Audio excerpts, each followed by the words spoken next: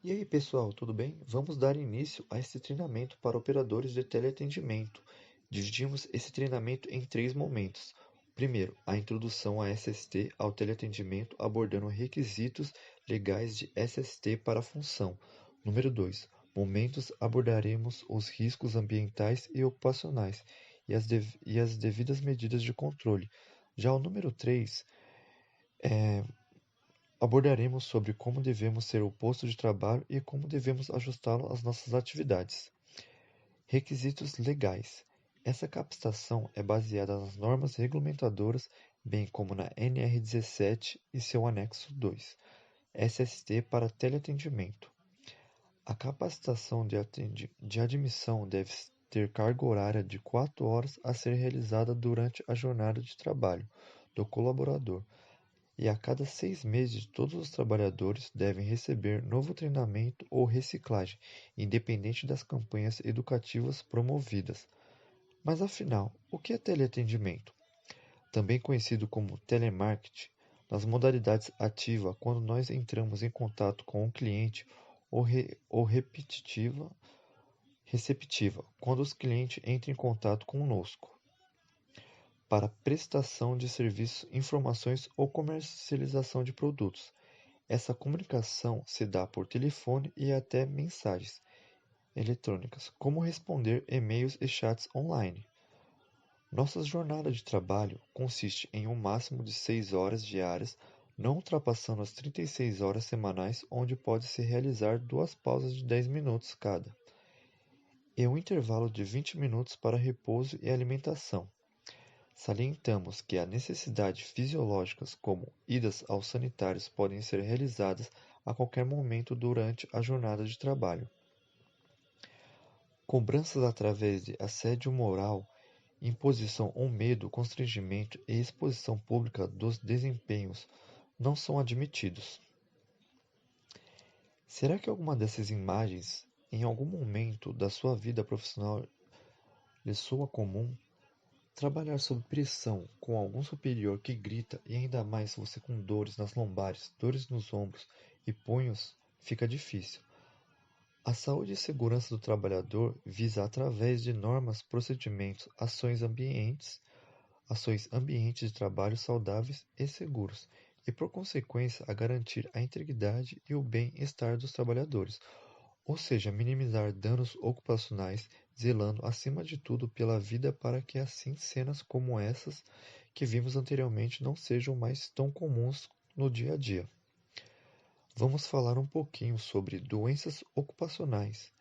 Dentre algumas doenças que podem acometer os trabalhadores, a Ler-Dort é uma das que mais afetam os trabalhadores brasileiros.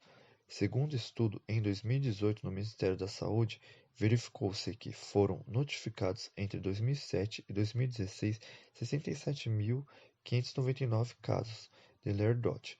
É um aumento de 184% nesses casos. Em 2007 foram notificados 3.212 casos e em 2016 9.122 casos. O que é Ler-Dot? Ler-Dot são danos decorrentes da utilização excessiva do sistema que movimenta o esqueleto humano e a falta de tempo de recuperação. Caracterizam-se pela ocorrência dores, sensação de peso, fadiga. Alguns principais que acometem os trabalhadores são as lesões no ombro e as inflamações em articulações e nos tecidos que cobrem os tendões. Essas doenças são relacionadas ao trabalho e podem prejudicar a produtividade laboral, além de serem as responsáveis pela maior parte dos afastamentos do trabalho e representarem custos com pagamentos de indenizações, tratamentos e processos de reintegração à ocupação. Ações de prevenção. Os empregados possuem participação essencial nesse fluxo. A realização de ginástica laboral no local de trabalho é a criação de hábitos de pausas regulares durante o período de trabalho e a realização regular dos movimentos corporais, evitar horas extras, sobrecarga mental e a utilização de mobiliário ergonômico são medidas que podem contribuir para o não surgimento dessas outras doenças. Bom, a gente vai falar um pouquinho sobre o teleatendimento, vamos falar sobre os riscos ergonômicos, sobre como eles funcionam, vamos falar sobre doenças, lesões e também sobre as medidas de controle para conter esses riscos. Os riscos ergonômicos surgem quando as condições do trabalho são inadequadas, prejudicando o bem-estar dos trabalhadores, podendo afetar tanto a saúde física como a mental desse trabalhador. Imagine um funcionário que passa o dia inteiro trabalhando com um mobiliário inadequado, sem pausas, com uma má postura, com uma cadeira desregulada, sem manter a distância ideal da tela do PC. Quanto mais tempo se repetir esse problema, a gravidade de lesões pode aumentar. Bom, agora vamos falar sobre os riscos no teleatendimento. Vamos falar mais sobre os riscos ergonômicos. Bom, mas antes vamos chegar. O que é risco ergonômico? O risco ergonômico é o risco de um trabalhador adquirir uma doença física ou mental. São fatores que podem afetar a saúde do trabalhador. E no caso, a ergonomia, ela veio para cuidar da saúde e o bem-estar. Ela foi feita para gerar saúde, conforto e produtividade no ambiente de trabalho. Como por exemplo a repetitividade. Movimentos repetitivos das atividades laborais podem provocar fadigas, desgastes, tanto físico quanto psicológico para os colaboradores. No aspecto físico, ela compromete os músculos esqueléticos, podendo com o tempo fazer surgir lesões e inflamações. Como por exemplo, podemos citar tendinite, lombalgia e dores crônicas na coluna. Uma postura incorreta pode ocasionar fadiga e enfraquecimento em certas partes do corpo. A tendinite é a inflamação do tendão, uma estrutura fibrosa como uma corda que une o músculo ao osso. A inflamação se caracteriza pela presença da dor e inchaço do tendão e pode acontecer em qualquer parte do corpo, mas a mais comum é no ombro, cotovelo, punho. O tendão não é tão forte quanto o osso e nem tão elástico quanto o músculo, portanto, no caso de sobrecarga, é a estrutura que geralmente mais sofre. Ficar sentado na frente do computador por horas pode trazer complicações futuras à saúde dos nossos trabalhadores. Por isso, eu separei aqui uma coisa que acaba ocorrendo, que é a síndrome da visão do computador. O que é essa síndrome? É uma síndrome causada pelo uso prolongado do computador. Sintomas: olhos irritados e vermelhos, coceira, olhos ressecados, sensibilidade à luz, dificuldade de conseguir foco, visão embaçada ou dupla, dor de cabeça, dor na nuca ou nas costas. Por que ela ocorre? Porque as imagens do monitor são formadas por pixels, pequenos pontos nos quais os olhos não conseguem manter o foco. O esforço para mantê-lo no foco gera um estresse dos músculos, que seria essa síndrome. Quem corre o risco de ter? Qualquer um que passe mais de 2 horas por dia no computador. Como prevenir? Posicionar o monitor na altura dos olhos ou abaixo, nunca acima.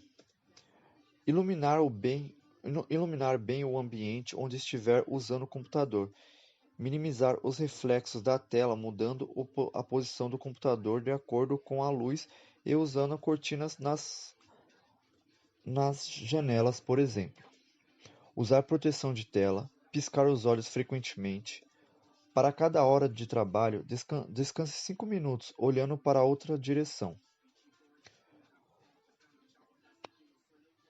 Vamos entrar agora na parte da postura. Quais os possíveis efeitos de uma má postura? Dor nas costas, dor no pescoço, dor nos antebraços, sensação de cansaço, desconforto. Depois da gente já ter visto alguns dos riscos e algumas doenças que acabam acontecendo por conta dessa atividade, vamos falar das medidas de controle, como adaptar o mobiliário, mesa, cadeira, computador, organizar a organização do ambiente. Por exemplo, essas mesas parecem organizadas para vocês? Imagine o estresse que esse ambiente deve proporcionar para o trabalhador ter que procurar achar as coisas. Agora a gente vai ver a maneira correta que a postura tem que estar nesses ambientes. Bom, temos aqui as pernas. Aqui nós podemos ver a altura que o olho dele tem que estar diante da tela. Aqui já temos a coluna, a maneira que tem que estar sentado. E agora, para complementar nas medidas de controle, o que pode ajudar? Pausa, ginástica laboral. E o que essa ginástica laboral ela ajuda? Ela previne lesões, alivia o estresse, aumenta a produtividade, melhora o relacionamento com os colegas de trabalho. Para evitar que esses riscos comprometam as atividades e a saúde do trabalhador, é necessário um ajuste entre as condições de trabalho e o homem sob os aspectos de praticidade, conforto físico, psíquico por meio de melhoria no processo de trabalho, melhores condições no local de trabalho, modernização de máquinas e equipamentos, melhoria no relacionamento entre as pessoas, alterações no ritmo de trabalho, ferramentas adequadas, postura adequada e etc., como a gente viu. Quem diria que para trabalhar sentado seria tão difícil, não é mesmo? Parece simples, mas tudo o que a gente viu pode acabar ocorrendo se a gente não tomar as precauções necessárias para evitar. Lembrando que sentar na postura correta ao trabalhar pode evitar dores na região lombar e danos consequentes a ela. Oferecer assentos adequados é um direito do trabalhador e um dever dos empregados. Por isso, uma forma de eliminar esses riscos ergonômicos é certificando-se de utilizar cadeiras e assentos de máquinas posicionados adequadamente. Por isso que agora vamos entrar no assunto dos mobiliários. Mobiliário do posto de trabalho. Para trabalho manual sentado ou que tenha de ser feito em pé, deve ser proporcionado ao trabalhador mobiliário que atenda aos preceitos da norma regulamentadora número 17 e que permita variações posturais, como ajustes de fácil acionamento, de modo a prover espaço suficiente para seu conforto, atendendo no mínimo aos seguintes parâmetros. O monitor de vídeo e o teclado devem estar apoiados em superfícies com mecanismos de regulagem independentes, ou seja, precisa ser, digamos que uma mesa onde haja uma regulagem tanto para o teclado e o mouse, tanto para onde for ficar o monitor. Será aceita a superfície regulável única para teclado e monitor quando este for dotado de regulagem independente, ou seja, apenas se houver uma regulagem independente neles, você pode ter apenas uma superfície para ambos os aparelhos. A bancada sem material de consulta deve ter no mínimo uma profundidade de 75 cm medidos a partir de sua borda frontal e largura de 90 cm, que proporcionem zonas de alcance manual de no máximo 65 cm de raio em cada lado, medidas sentadas nos ombros do operador em posição de trabalho, para que não haja aquele excesso de espaço e também que não haja muito pouco espaço, para que as coisas não fiquem muito próximas e também não muito longes. A bancada com material de consulta deve ter no mínimo profundidade de 90 cm, como já foi dito, e 100 cm de largura, para proporcionar a zona de alcance manual de no máximo 65 cm de raio em cada lado. E 65 cm de raio em cada lado, medidas sentadas nos ombros do operador em posição de trabalho para livre utilização e acesso de documentos. Essa, no caso, é como você vai utilizar provavelmente papel, entre outros, vai precisar de um espaço maior para que haja espaço para acomodar todos os utensílios e que não haja um excesso de espaço para você não precisar ir muito longe para buscar alguma coisa. O plano de trabalho deve ter bordas arredondadas, ou seja, a mesa precisa ter bordas arredondadas para que não haja nenhum risco de você acabar se machucando, esbarrando nela ou batendo nela. As superfícies de trabalho devem ser reguláveis em altura em um intervalo mínimo de 13 cm, medidos de sua face superior, permitindo o apoio das plantas do pé no piso, para que não fique muito longe, para que você não precise utilizar um excesso de postura, tanto na coluna quanto na área das pernas, para que não haja nenhum atrito entre essas partes. O dispositivo de apontamento na tela ou mouse deve estar apoiado na mesma superfície do teclado, colocando em área de fácil alcance e com espaço suficiente para sua livre utilização. Repetindo, para que ele não tenha um esforço repetitivo um esforço acima na utilização dos braços, dos membros superiores, para que ele sempre esteja no alcance do teclado, para que você não precise novamente repetir um esforço desnecessário. O espaço sobre a superfície de trabalho deve ter profundidade livre mínima de 45 cm ao nível dos joelhos e de 70 cm ao nível dos pés, medido de sua borda frontal, para que não haja nenhuma colisão entre a sua perna e nenhuma outra parte da mesa de trabalho, e que também não haja nenhum esforço nas suas pernas e nenhum desconforto. Agora, nos casos em que os pés do operador não alcançarem o piso, mesmo após a regulagem do assento, deverá ser fornecido um apoio para os pés que se adapte ao comprimento das pernas do trabalhador, permitindo o apoio das plantas dos pés, com inclinação ajustável e superfície revestida de material antiderrapante, para que não haja nenhum desconforto, para que não haja nenhum excesso de utilização dos membros inferiores do corpo desnecessário, e também antiderrapante para que não acabe escorregando e não ocorra nenhuma enfermidade. Agora, sobre os assentos, eles devem ser dotados de um apoio de 5 pés com rodízio cuja resistência evite deslocamento involuntários e que não comprometam a estabilidade do assento, para que aquele momento em que você for sentar na cadeira, que você for se apoiar ou que você for olhar para o lado, que você precisa mexer um pouco a cadeira, ela não saia simplesmente deslizando involuntariamente, e para aquele momento em que você precisa deslocar um pouquinho mais para o lado, que você não necessite sair da cadeira, por isso ela tem esses pés com rodízio, esses pés que podem se movimentar, para que você não tenha uma necessidade de se levantar desnecessariamente. Superfícies onde ocorre contato corporal, estofadas e revestidas de material que permitam a perspiração, são o acolchoamento do assento para que você seja confortável e que não haja nenhum atrito por ele não ter um método de respiração, que quando você senta ou encosta na cadeira, ela é aquela cadeira mais acolchoada, que vai um pouco para trás, que realmente ela meio que encaixa um pouco com o seu corpo, que ela tem ainda aquela resistência que faz com que você não tenha um atrito, nem nada com ela. E a base estofada com material de densidade entre 40 e 50 kg, que é para você ter aquela distância entre o acolchoamento e a base da cadeira, do material, que seja ela sendo de plástico, sendo de madeira, sendo de ferro.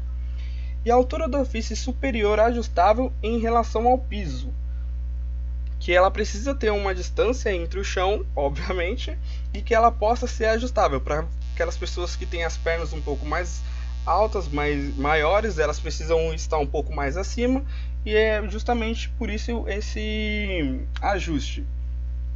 A profundidade útil de 38 e 46 centímetros, que é a parte onde você senta, que é para você não ficar muito para fora da cadeira ou muito para dentro da cadeira, para você realmente não ter nenhuma dificuldade também na questão de ajustar as pernas no assento.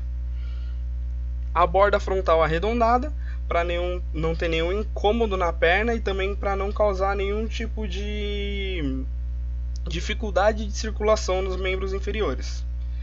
A característica de pouca ou nenhuma conformação na base, o encosto ajustável em altura e em sentido anteiro-posterior, aquela cadeira que vá para trás, que se reclina um pouco para você poder ficar mais confortável, ou um pouco mais para frente, para você poder ficar numa posição mais ereta e que não possua nenhuma resistência contra a sua região lombar, para você não ter nenhum desconforto ou não causar nenhuma doença nesse quesito. O apoio de braços regulável em altura de 20 e 25 centímetros a partir do assento, que é aquele apoio para o braço, para você poder descansar o braço, para você não precisar ficar com o braço levantado e ficar utilizando o esforço para você fazer isso, e também que ele não impeça que você se aproxime da mesa, que não tenha nenhum impedimento para você se aproximar mais da mesa. E agora sobre os equipamentos do posto de trabalho, que devem ser fornecidos gratuitamente conjuntos de microfone e fone de ouvidos, ou seja, um headset, individuais que permitam ao operador a alternância do uso das orelhas ao longo da jornada de trabalho e que sejam substituídos sempre que apresentarem defeitos ou desgaste devido ao uso. Aquele headphone que geralmente entregam que só parece que só funciona um lado, você só pode colocar ele de um lado, mas que na verdade não é assim. Ele tem o sistema de microfone que você pode girar para o outro lado e inverter a orelha que você está utilizando, para não ter aquele excesso de som em apenas um dos lados do ouvido e que também não tenha aquele desconforto. E alternativamente também poderá ser fornecido um headset para cada posto de atendimento, desde que as partes que permitam qualquer espécie de contágio ou risco à saúde sejam de uso individual, aquele que é só seu, que não é para entregar para ninguém. Quando você for receber um headset, tem que ser um headset novo, que não tenha sido utilizado por outra pessoa, para que não haja nenhum contágio ou risco com a sua saúde por ter vindo de terceiros. E os headsets devem ter garantidas pelos empregadores a correta higienização e as condições operacionais recomendadas pelos fabricantes. Ou seja, ele tem que vir conforme está o manual, ele tem que estar bem cuidado, isso é obrigação do empregador. Ele também deve ser substituído prontamente quando situações irregulares de funcionamento forem detectadas pelo operador. Viu que está um chiado, viu que ele está meio bamo, viu que não está aprendendo direito, requisita para ele ser alterado, para ele ser trocado, porque é um dos seus direitos. Ter seus dispositivos de operação e controles de fácil uso e alcance. Aquele aparelho que realmente já está, ou aquela regulagem de som já no cabo, ou um aparelhinho para você poder mudar já próximo do seu teclado e do seu mouse, lógico, com uma certa distância, para não ter nenhum atrito, nenhum contato, nenhuma dificuldade para alcançar e nem que atrapalhe na execução do seu serviço.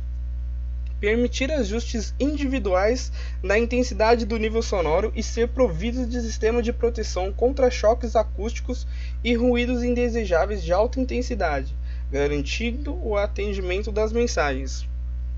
Que é aquele fone realmente, digamos que com qualidade, aquele que você consegue ouvir o que as pessoas estão falando, aquele com um possível cancelamento de ruído, que são aqueles fones em que você não escuta nada do que está vindo do lado de fora. Ele emite uma frequência em que você só consegue escutar aquele som que está vindo dele. Ele emite uma segunda frequência que impede que você escute o que está vindo de fora. É óbvio, você ainda vai ter o outro lado do ouvido solto, que você ainda vai conseguir ouvir caso você seja solicitado ou alguma coisa assim.